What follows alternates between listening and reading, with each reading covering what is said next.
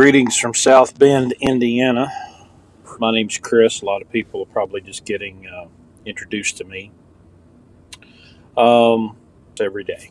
This is going to be something that I decided to do because I have the ability to speak and I'm okay with technology, so I decided I'm going to do this. So I've been kind of just keeping notes of, like a daily little diary of things that I see. And this morning I'm thinking, what in the world am I going to talk about today? I had taken a couple of notes, and then I get a notification that Governor Jim Justice is live. Now, what was funny about it is I wasn't subscribed to him on YouTube. This notification came out of nowhere, and what a gift. What an absolute blessing this was. So, a minute, I've got a guest coming on. We're going to talk about a GoFundMe that has been done, organized by Tabitha Simmons. I'm going to bring her on. We're going to talk about it for a minute. She should be on here in the next 5 or 10 minutes. So I'll fill a little bit of time until then, and conference and all the gold that came from that. So I noticed something this morning that I just found interesting. A lot of people have talked are noticing, censorship on social media. And unfortunately, a lot of people think that this is new, but it's actually 5 or 6 years old. Censorship by Facebook, Twitter, Google, Instagram is not new. It's just now affecting in the more libertarian community. There have been a lot of pages. About 2 years ago, they wiped out, thousands of pages in one night, just gone. No warning, no anything. They just and so we're kind of used to this. We've seen this coming for a while because you started to get approved thought and unapproved thought. And of course, for a lot of the more libertarian leaning people, that Democrats and Republicans equally over the last decade or so, they were the first ones to go because, anytime you question the establishment, you're going to get smacked. And so I do another podcast called the Blue Ribbon Pod, and I noticed this is just interesting. Yesterday, we did this live on our YouTube channel for the show, and I just posted it in some groups, because it's a training teaching teach people about the company that we're leased to, and I put it in this group called Everything Trucking, and I thought, because there's just all kinds of garbage posted in this group. It's a dumpster fire. But I thought, hey, maybe somebody in there would like this information. I get a notice this morning removed by the admins because it violated the rules for advertising. And I thought, guys, I'm not trying to advertise anything. I'm just trying to give people information that would help. See, you get the government you deserve in a lot of different groups of all varying kinds, homeschool groups and liberty groups and theology groups. And the censorship, if someone deems something too controversial, they'll just shut off all debate. I want you to imagine if you were in a big room. You've been at a church function or a school event, and in this group of people, there are conversations happening. And imagine you're standing in a big room, and all of a sudden, your mouth stops, and your lips are sealed, and the person standing in front of you were just having a conversation, but able to hear and talk to one another. And I've watched this in homeschool groups and liberty groups and theology groups. Someone will put up some controversial post, and then people will start having their own conversation in the comments. And then all of a sudden, you can't talk anymore. That's a microcosm of the issue. That's a root foundation of the issue, because we're having people that decide, oh, well, you don't need to talk. People are getting upset. People's emotions are showing. See, that's the time when we should be talking. We should be talking about the controversial things. You should be allowing people to talk bad about Republicans if you're a Republican. You should be bad about Democrats if you're a Democrat. You should be allowing that conversation, because if you can't hear what the opposing view is and you lock yourself in an echo chamber, you're never going to get the full picture. And you're just going to keep locking yourself inside these ideas and never be challenged. And that's what we're facing here with the governor and all the governors and the political class and the media and the establishment. Believe in their heart of hearts that they have all the answers. We don't need to talk about it. We don't need to discuss it. We don't need to ask questions. You need to shut up and do what you're told. Dr. Falchi just said that in an interview. Well, very independent thinking, and it's just time to do what you're told. No, doctor, it's not time to do what I'm told, especially by you. You're not my daddy. You're not my boss. You don't own my life. I have a certain level of autonomy that I make the decisions. Period. That's the end of the story. Um, these politicians, varieties, they are these clueless idiots that all they really care about is getting reelected. And I don't believe for a second that they care about the people they say they care about. They always want to find some group somewhere. And, oh, well, I care about you, and I care about your issue. And so go tell all your friends that feel that way, and that I care about them too, and you guys get together and vote for me. Now, I'm not going to do anything that I said I was going to do. We're not actually going to change anything. I just need you to know that I have your interest in mind. So this justice thing, because, and I'll bring Tabitha in afterward. So let's hear from the governor, and I'm gonna provide some commentary. Monday, November the 16th, and before I get into telling you all about the additional deaths that we have and where we stand as far as our daily positivity or our cumulative positivity, I want to make one more effort. One more effort. One more effort to try to impress upon you as West Virginians that we've all got to pull the rope together, and we've all got to stay together in this. It's tough stuff, and I know you're tired, and I want you to surely know that I surely am too. I know that it's at times confusing or frustrating.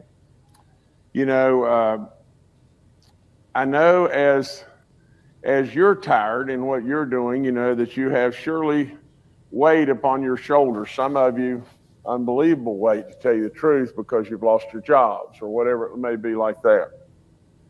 But I want you to know too that I've got the weight of our state on my shoulders, and I carry that with a lot of honor.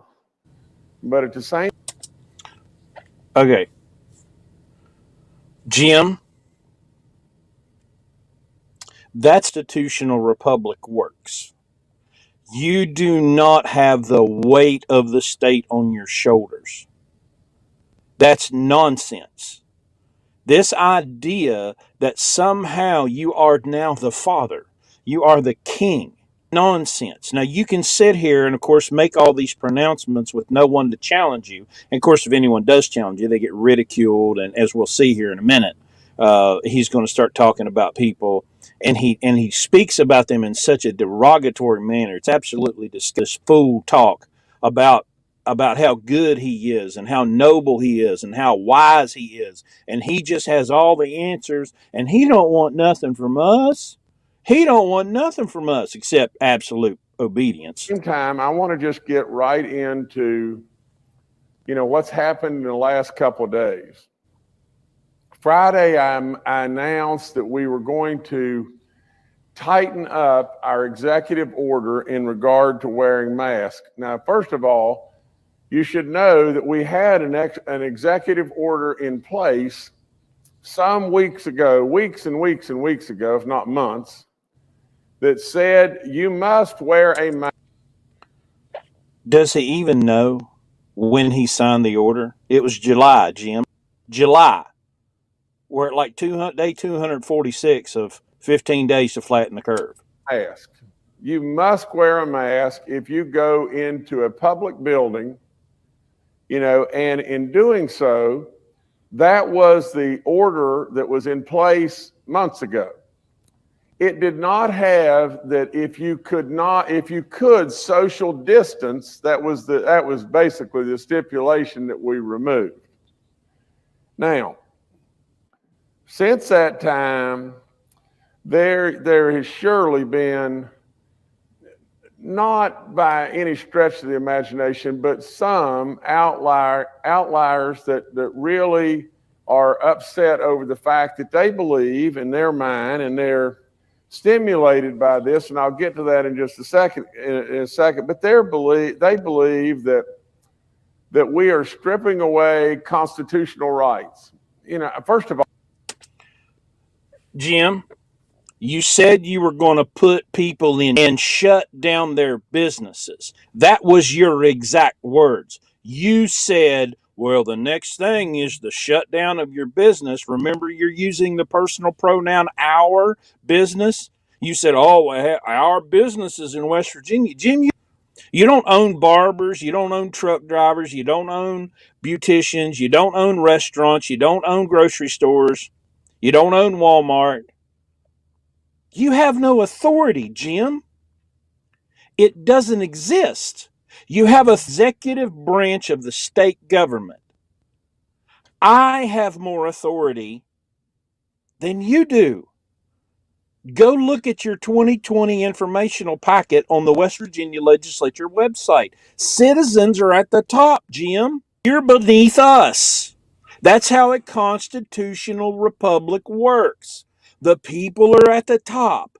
The people have the power and the authority, and some of that power and authority is granted. Some is granted down lower level than I am. You are underneath me, Jim. I'm not underneath you. I'm not in your chain of command. Well, I cannot in any way mandate a criminal crime. That's for the legislature to do, and I've said that over and over. Jim finally picked up a copy of the Constitution. The executive branch of any government, of any constitutional republic, the executive does not execute laws that are written and passed by the representatives of the people. Jim, this is 8th grade civics. This is stuff that I learned when I was in the 8th grade. Now, somehow I guess you were absent that day, but I did learn to understand where laws come from. We're told all the time, well, there's a nation of laws and we have to have law and order. Why do we have to have law and order? So everybody knows what to expect. And everybody knows what is the same. Okay, so we need to have law. When you decide that you're just going to issue edicts and orders like you're a king, like you're a dictator, and you're just going to tell everybody how to behave. Now, from the standpoint of what I have been advised is just this, because I'm asked this question constantly. Now listen, he's blaming everybody else. He's not taking any risk. Oh, well, I was advised and my advisor told me, the czar. The czar? What are we in, freaking Russia? The czar? You have a czar? Oh, well, my advisors told me that, I can get away with this bullshit. Well, Governor, what if you issue a mandatory mask wearing mandate and then someone refuses to do so? What happens? And my response to that was just simply what counsel has told me, and I feel confident they are absolutely right. And that is just this. What will happen is the store owner will ask them to put on a mask or to leave. If they refuse to do so, then the store owner has the option of, just turning away, or a store owner does have the option of calling the police. If they call the police is going to come and ask. That is, you liar, you piece of dog turd. That's not what you said on Friday. You told the people to call. Well, if somebody's not wearing a mask, just call the police. Just call the police and we'll have them arrested for obstruction. That's what on Friday. I listened to you say it on Friday. People were upset and pissed off, including me and a lot of my friends and family, because you said if people didn't follow your order that the police should be called and they should be arrested and jailed. And you're saying, oh, well, if the business owner, well, sure, business owners have private property rights. They can decide who comes and goes in their establishment at any time. But that's not what you said, Jim. You threatened to shut down the business if they don't comply. Now you're changing your story. Now you're changing your story because you're starting to feel a little bit of the heat. Well, guess what, brother? Off. Some people or the person to either leave or put on a mask. If he refuses or she refuses to do so, the police officer then has his discretion as to what to do. But it is within the police officer's discretion at that point in time to say that the person is either trespassing or absolutely possibly, obstructing justice. Now, that is the entire process that you go through. For one thing, as silly as it may be, to just absolutely believe, and it is silly, it is just silly, believe that that we are stripping away your constitutional freedoms. It's ridiculous. I mean, it's not even worth talking. It's not even worth talking about. I apologize. My APU just kicked on. Hopefully that's not going to make too much noise. Jim, it's not ridiculous. It's not ridiculous, and it is worth talking about. Either A, we live in a constitutional republic with equal but separate branches and separation of powers, or B, we don't. It's one or the other. Now, you have the absolute authority to bring the legislature in, call into special session. All you have to do is write them a letter, come in here. We have got to deal with this evil killer, this terrible killer. We got to deal with it. So you're going to bring the legislature in and have them do their duty, is then to go out and talk to their people that they represent, because they're not little kings. And I'm not a serf. That's the process, Jim. That's what you do. But what you're doing is bypassing the judicial branch and sending out your goon squads from the health department. You're sending out your goons and then threatening people with violence. Jim, you're threatening them with violence, and you wonder why we're pissed off about it. It's not about a mask, Jim. It's about your threats. You threaten people with violence. You threaten people with shutting down their businesses. You threaten them with... It's not about a mask, Jim. We got a few more minutes. I'm going to bring Tabitha on, so y'all hang with me. Talking about. Or the next thing they're going to do, they're going to come and get our guns, which is absolutely preposterous beyond belief. Let me go back and just tell you just this.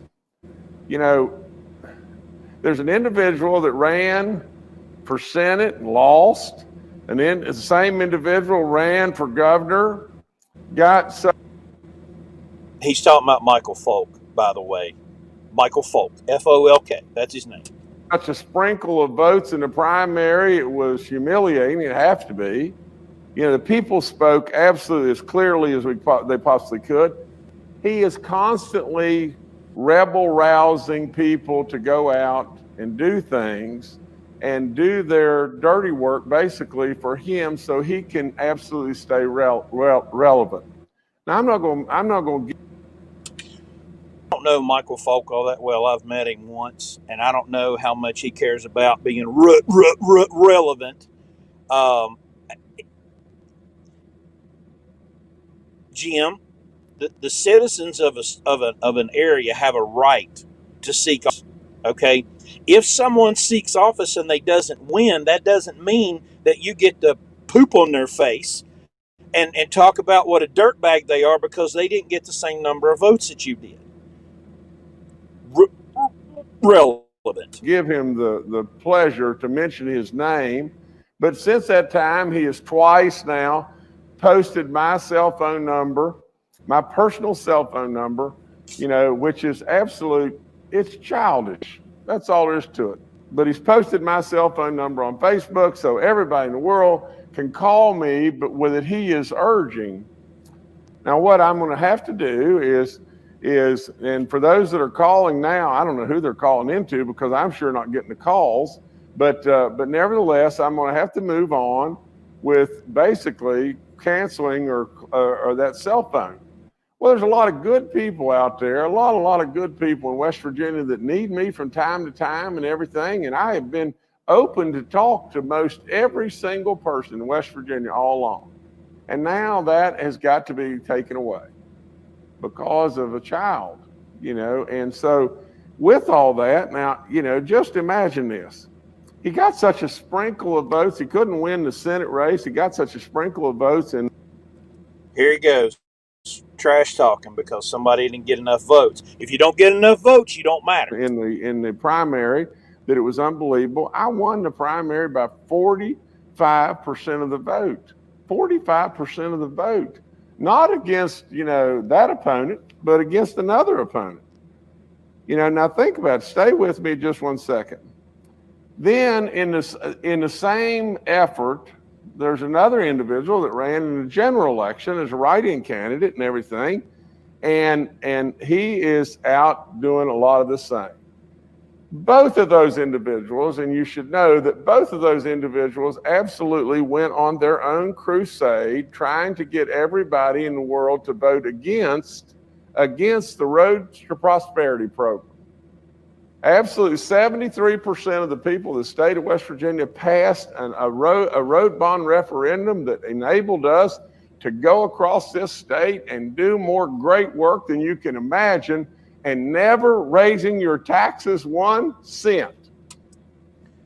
Jim, you put us $3 billion in debt. Please, for the love of all that is good and kind, stop patting yourself on the back for doing nothing except putting us in debt. Have you lost your mind yet? You're a Keynesian. You worship at the altar of John Maynard Keynes. You love broken windows and tornadoes and earthquakes because all the stimulus, it's gonna.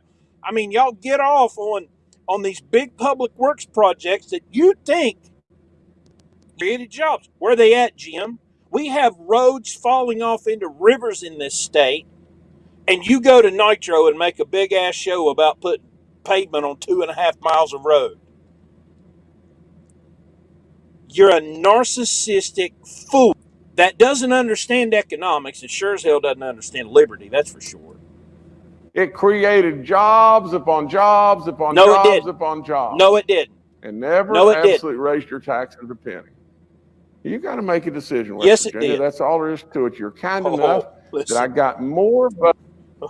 Hey, honey, listen, sugar. We're going to make all kinds of decisions. You just haven't even begun to understand yet. More votes in the general election in winning all 55 counties than anybody has ever gotten in the history of West Virginia.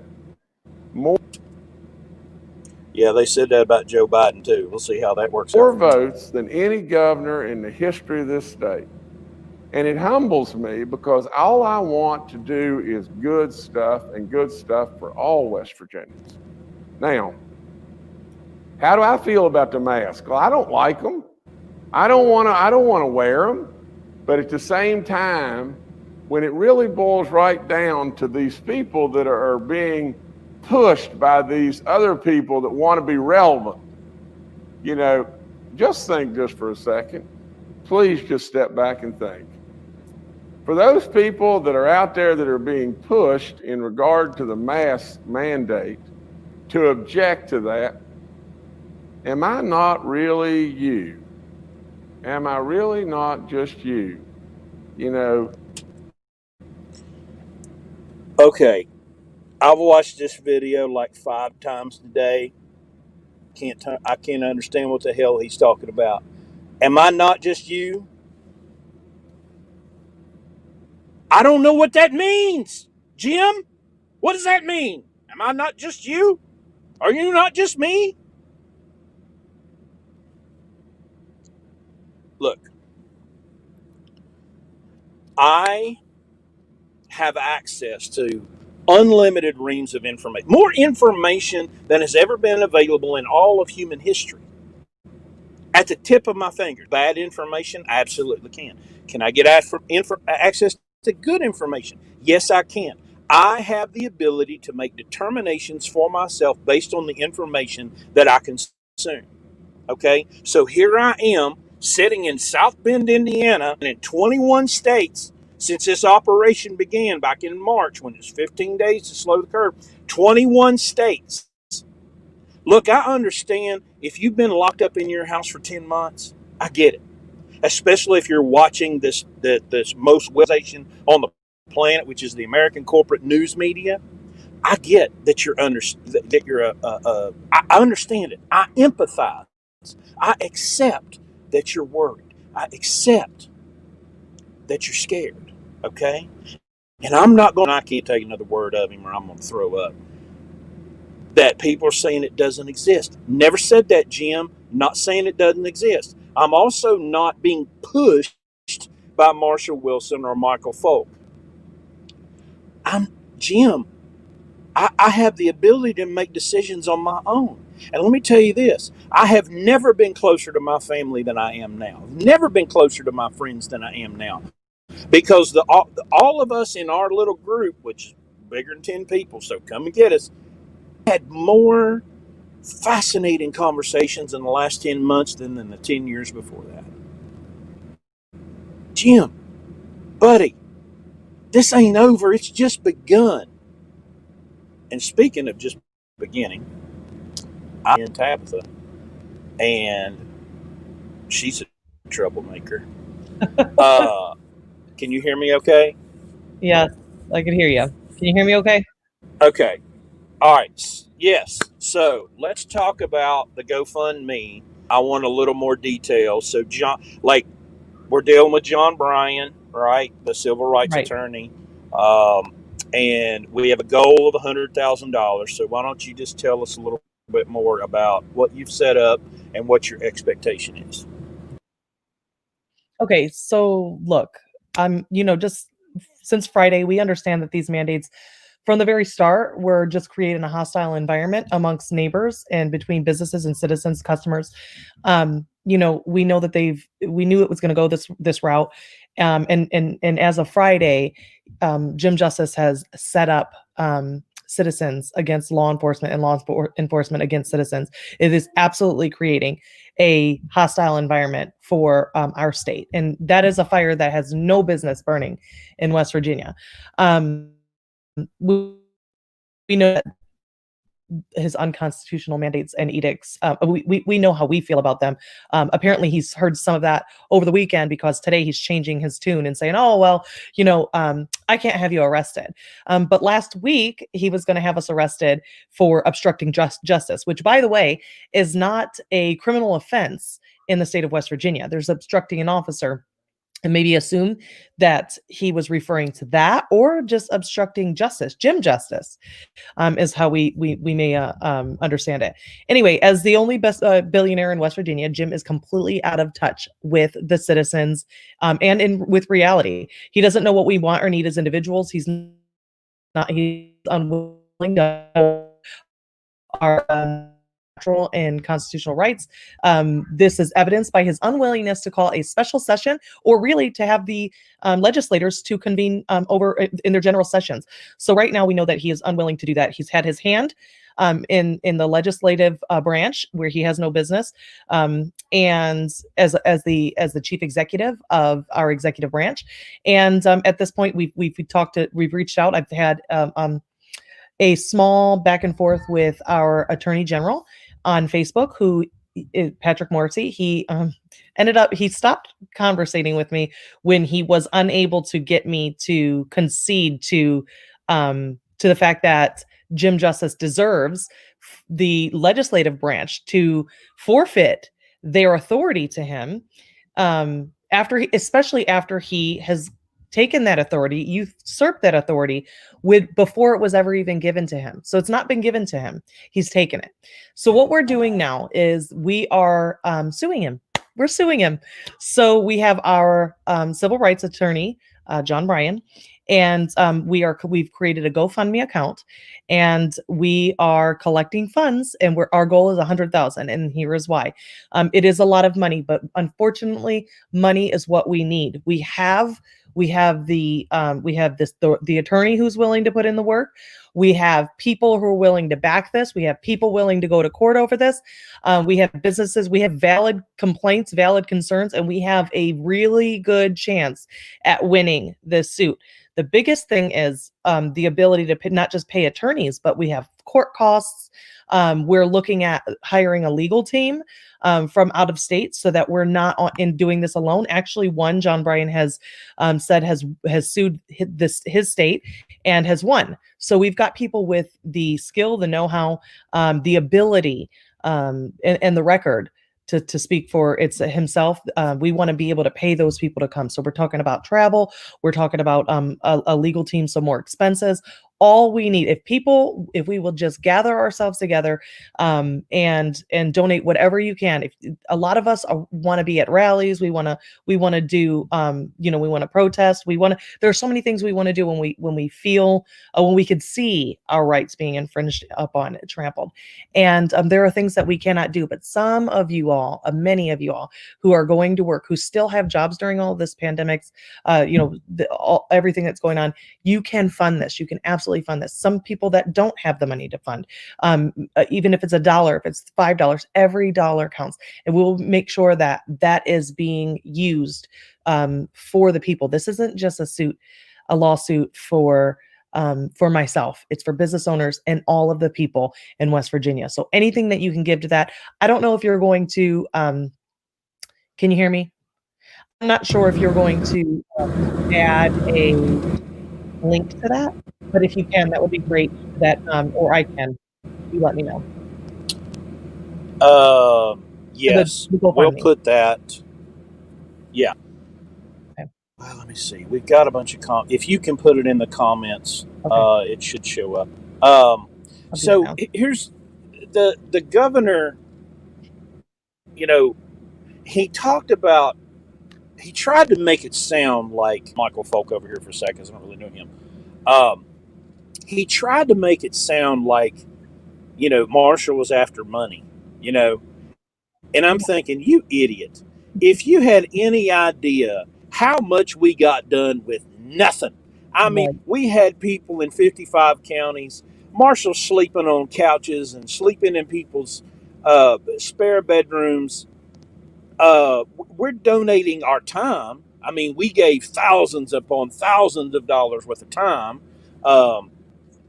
The disconnect from reality is what amazes me. And of course, we have such a corrupt media, locally and nationally. They're all just absolutely useless. That they won't. Now it's up to us. And that's why I made this decision. It's like, you know what, screw it. I got this software. I'm going to go live every day. I don't care 5 minutes or 5 hours. I'm going to go live every day, and I'm going to talk about this, and I'm going to get in our face, because this is the last frontier left. Yeah. The executive has failed us. The legislative has failed us. The judicial has failed us. And unfortunately, I have zero faith.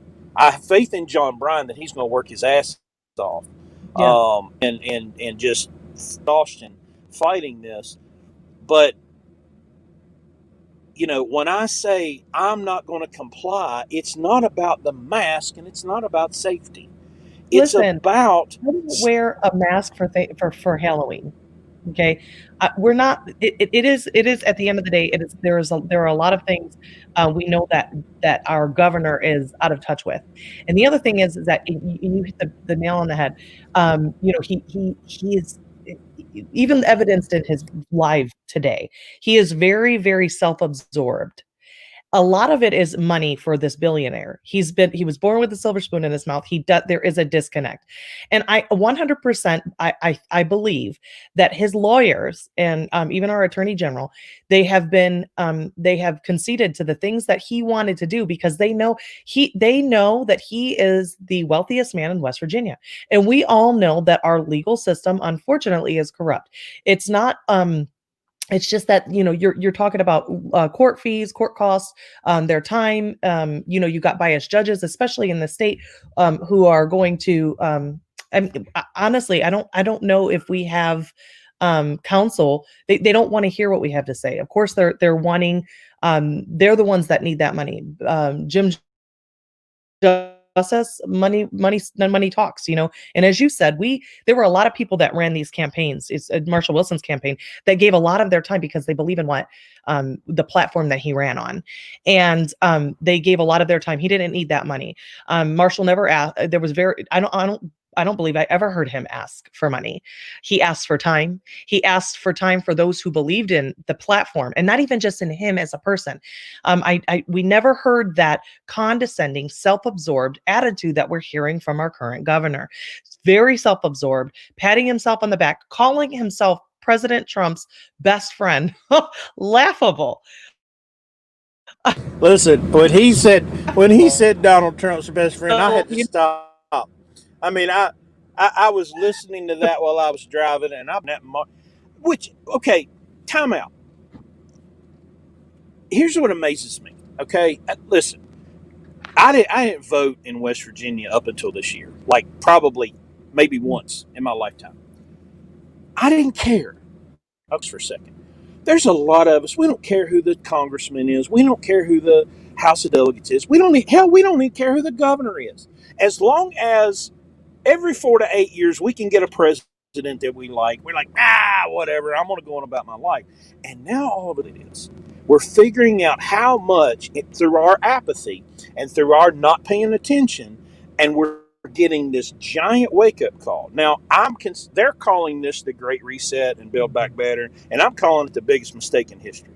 They have screwed this magnificently because they don't understand what they've done.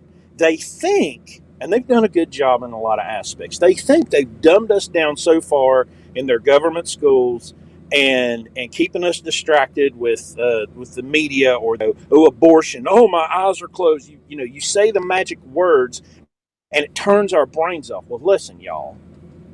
I hate to break to you, that's over. I mean, that is so over. When you come up to me and start spouting the magic words, like he said it. Well, I care about that in Jim. It's not going to work anymore, buddy. It's not going to work anymore. So Right.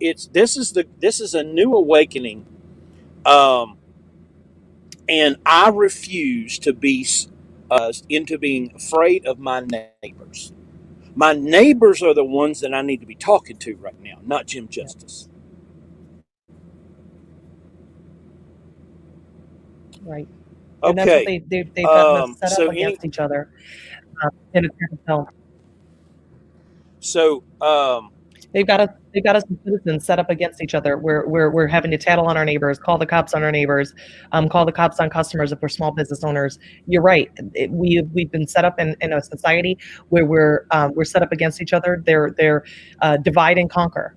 Divide and conquer, yeah. or divide and you will find those who submit, and we are right there. If people don't see what's going on, I'm amazed at how blinded people are about what's going on right now, and when we don't agree with somebody, we want their rights to be taken away. But on the same token, we're not willing to see the other side. If somebody cannot freely worship the way that they want to worship, we in our own faith, what rights do we have to that? If somebody's not allowed to eat the way they want to eat, what rights do we have to do the same? And I mean, it's just across the board. If somebody wants to have, I mean, if it is a freedom, that a right, I mean, we're not just talking about privileges. We're talking about natural God-given rights. We're talking about constitutionally protected rights. And if we want other people to lose their rights, you've got this mask versus no mask situation happening right now. If you want people forced into compliance, how far are we willing to see that coercion and forced those mandates across the board? Next, it's going to be a vaccination, and it's undoubtedly it's coming, because there is, mark my words, right now it's masks. Even before March, no medical journals had said that that masks are effective in helping to prevent the spread of viruses. Now you've got medical journals that are being, things that are being written now saying, okay, this works. Well, guess what? When the vaccine is available, the masks are going to go back to they're not going to be efficient. They're going to say they do not work, and then you're going to be forced into compliance somewhere else. And if they can force a medical device on you, because a mask is a medical device, if they could force that on you, they can force any other medical procedure or device on you. There's no question about that. Again, what are we willing to submit to here? What are we willing to sacrifice here? Because in the greater picture of it all, when you take one freedom, it leads to other, it leads to more robbery. Yeah. Well, and I have a lot of progressive friends, and I've tried to come in kind of the long way and say, ends of corporations, right? Oh yeah, down with the corporations, and I'm like, about pharmaceutical companies, and they're like, well, wait a minute, and I'm going, no, see, I got you there, because you hated big pharma, or you hated big oil, and you hated big tobacco, but y'all, and I'm going, if, of course, I'm a radical anarchist libertarian. I believe that anything should be brought to market. If you want to bring a product to market, bring it to the market. The market will decide if it's good or bad. Bring a product to market that is exempt from liability, and I can't sue the maker of it if it kills me, and the taxpayer has to pay the bill. No. I'm out. No, thank you. That's where I believe autonomy. I own this body. I decide what gets injected in it. Exactly. And so it's fluid. It goes down even to my biological property, my children. They are under my authority, under my care until they're 18 years old. When they're 18, then they can decide for themselves. But until then, they're my biological property. And whatever happens, whatever medical procedure happens, I have say. Yeah. Well, I have said often that the only person that a business needs permission. I worked fast food when I was 18, and these Nazis would come in with the health department and write us up for the most asinine, ridiculous nonsense that had nothing to do with food safety. Then I get into the trucking business, right? And violations. And I'm like, y'all realize I've been wrote up for a light bulb. That they treat a light bulb as if the truck's got no brakes. And so I start to understand that it's not about safety, it's about revenue, and it's about, okay, citizen, we're taking care of you, we got all this covered. And I'm going, no, you don't. You don't know nothing. And I have been running from experts in the trucking industry for 25 years, because when I here's a person that's never been in a truck, never seen a truck. Now, I don't have any clue. I have forgotten more about this industry than some of these morons will ever know, but they're experts because they got a bunch of letters after their name, and they've learned how to hobnob and rub elbows with politicians. All of a sudden now they have the ability to control what I do and how I do it and when and where. I'm going, no. So it's we've come to a place where I'm going, it's not about even medicine, these experts. Y'all, I've had to deal with experts, and I'm done with them. I'm done with them. Mhm. Sure, I can take their advice, and I can take it under advisement. I can take it under consideration. But when you're going to say, "Oh, well, the expert has spoken, and now I'm going to lock you in a cage, or I'm going to take your money, or I'm going to shoot you in the face," and you brought up how they're pitting us now against law enforcement, Mhm. and my expectation of you first and before anything else honor that oath that they took to preserve and defend my natural rights. If they start breaking that oath and they start coming at me and they want to enforce it, we're going to have a big problem. Yeah. Because I'm not just going to let you do any damn thing you damn well please. No, no, no, no, no, no. We're not doing that. So I think part of this thing, in closing, we need to start talking with law enforcement officers. We need to Yes. start talking with business owners one-on-one. We need to say to them, listen, here, I've done the research. Here's the law. Here's the constitutional precedent. Here's the Supreme Court cases. Here's John Bryan's phone number. Here's the lawsuit. We're going to back you up. All right. And Yeah. we need to go to our law enforcement friends and family in that capacity and say, hey, brother, uncle, law enforcement officer, you need to think real hard about what side of this that you're going to take. Yes. And we need to talk to each other. We need to go across the street and talk to our neighbors.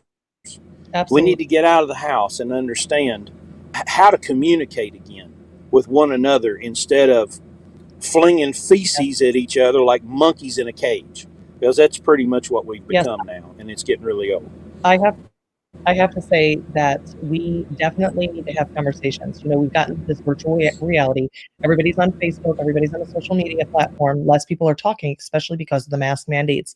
I've got a 21, almost 22-week-old child, and from 16 weeks, if I were in a store and somebody had a mask on, he just stared blankly at them. And even if they were talking to him, "Hey, how are you, honey?" I'd say, can you just take the mask down? And every time his face lit up.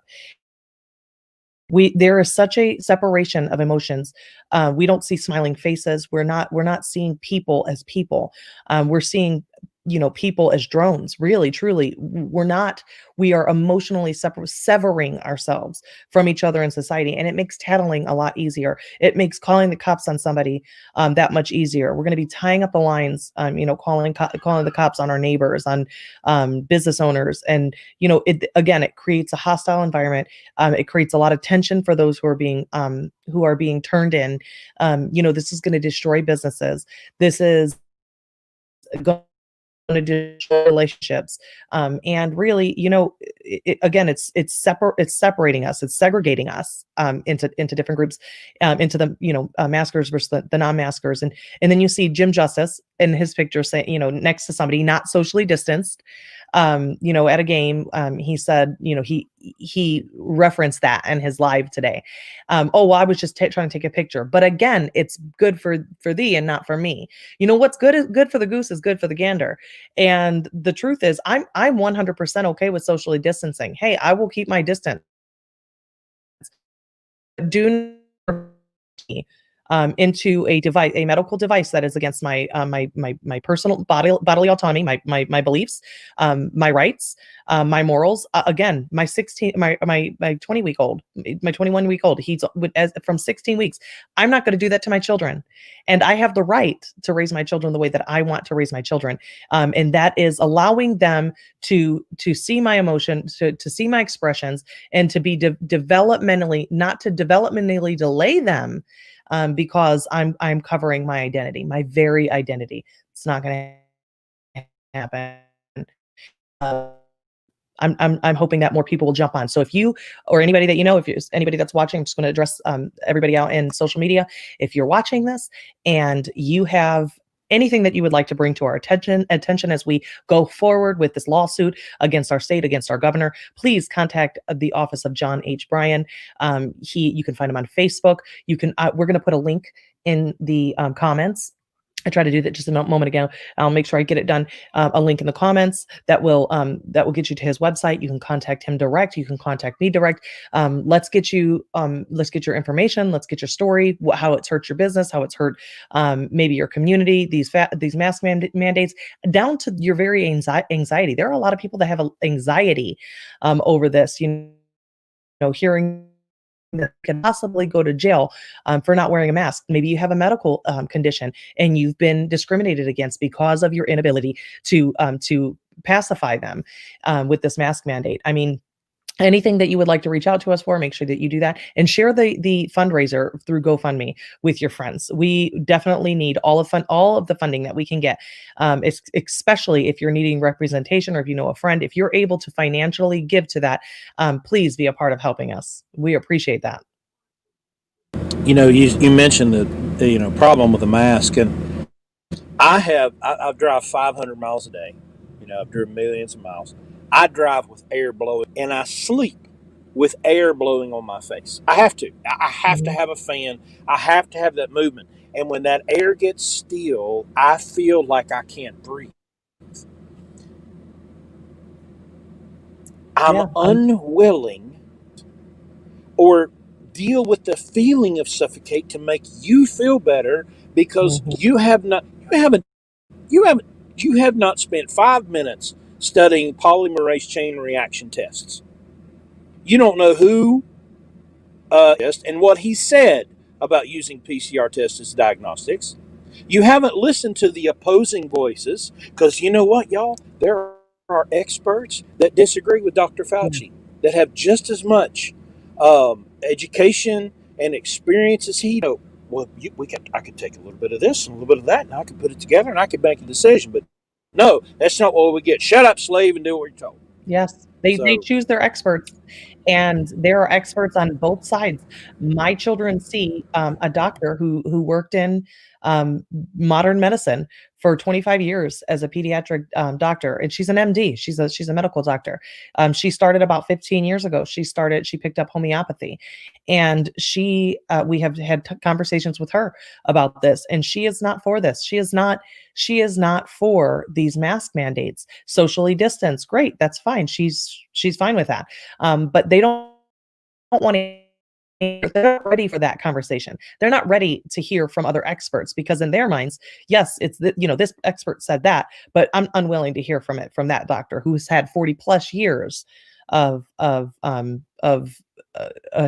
history of experience. They don't want to hear that. All right. Well, I appreciate you being here more often. So, if you got more stuff you want to talk about, I'll come on here and hit the button, and we'll just scream at everybody for a few minutes and go from there. So, Thank you for being here. I'll wrap this up, and we'll talk to you later. Okay. So, listen, I'm gonna keep talking. I have the right to make my own decision, and I'm going to. And you can't stop me. You can't. You can't. No, I don't give you permission to do that. And Tabitha said something about responsibility. I've trained my kids, and I've said, look, there's a difference between authority and responsibility. Like my daughter is 13, and sometimes that she'll be given a measure of authority over her brothers. Okay, authority over my kids because I'm responsible for them. Okay, they are my responsibility. I can't just push them out the front door and say, all right, go get a job. Even though I tell my 11-year-old to get a job 3 times a week because he's insatiable. He's got something new. But the responsible parent prepares the child for autonomy so that at 18 and 20 and 24, they're not coming back to live in my house because they do how to be responsible for themselves and then have the ultimate authority of being in authority of themselves. Okay? So That's the problem here. Jim Justice is not my daddy. I have it, He's 82 years or 81 years old. But he doesn't tell me what to do. He doesn't own me. He doesn't have that authority anymore. He has influence. And I'll call him and ask his opinion, experience, and I'll seek his guidance. But he doesn't decide what clothes I wear and what kind of car I drive and where I go and what I do for a living, because he doesn't have authority for me anymore. So I'm going to end it there. I'll be back again tomorrow. I don't know what I'm going to talk about, but I'm going to talk about something.